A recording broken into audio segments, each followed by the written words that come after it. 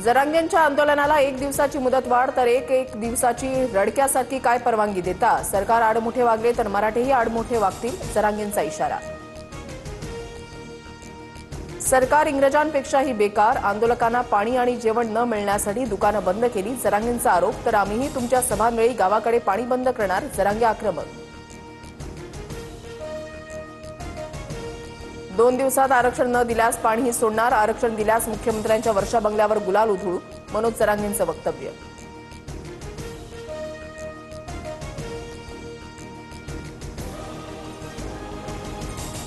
फक्त आश्वासनं देणार नाही तर कायदेशीर संविधानामध्ये बसणारा मार्ग काढावा लागेल, ओबीसी समाजालाही सांभाळून मराठा समाजाला न्याय द्यावा लागेल, फडणवीसांची प्रतिक्रिया.